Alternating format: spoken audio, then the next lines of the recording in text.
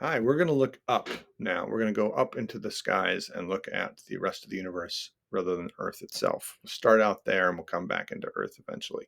So, looking up, how do we see other worlds at all? Turns out we have a thing called the Hubble telescope. Hubble telescope is really amazing because it also not only uses solar panels to heat itself, it uses gallium in those solar panels. There's a whole bunch on gallium on this slide for those of you interested in gallium.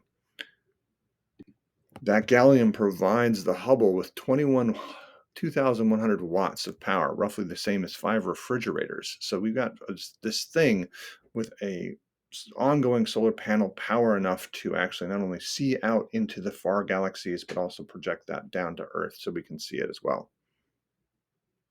And what the Hubble telescope is showing us is pretty extraordinary.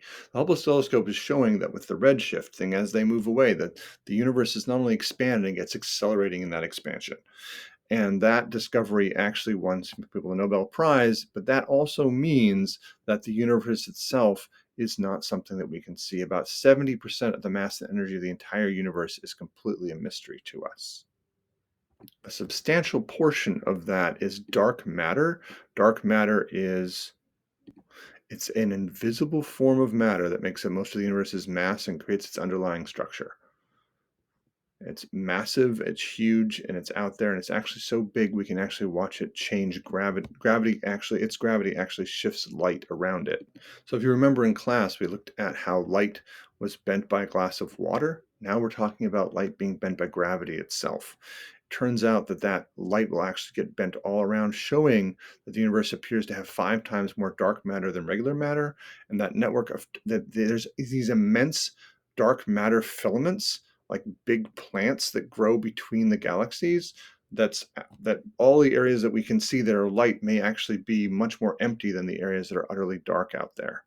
So what we're talking about is the same kind of bending that you would see in a funhouse mirror. If you've ever been to a funhouse mirror, one of those carnivals where you see yourself getting really fat or very thin, that's light being bent by a mirror. This is light being bent by gravity.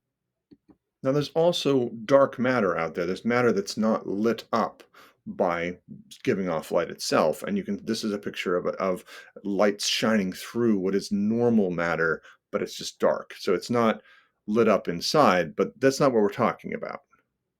What we're talking about is dark energy, which is about 68% of the universe is dark energy.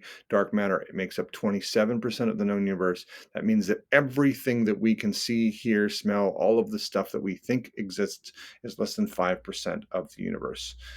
That means this is not stuff that we would normally examine. It doesn't give off all of the signals that we would expect to have from any kind of normal matter. This stuff is absolutely undetectable except by watching its gravitational field and realizing that it has to exist, otherwise, the laws of physics cannot apply. So, what's it made up of? Well, it might be made up of machos and it might be made up of wimps. And I gave you an image of a macho person and a wimp person right there to kind of help you think about machos versus wimps. So a macho is a massive compact halo object, something like a brown dwarf or large planets. There might be so many exoplanets out there and so many brown dwarfs, basically stars that are not giving off much light, that they could be making up for this. But we have no evidence that they're actually machos out there. The other possibility is that these could be all WIMPs, weakly interacting massive particles. WIMPs are actually either neutrinos, axions, or neutralinos. So neutrinos we've known about, they exist, but they don't really interact with anybody else much.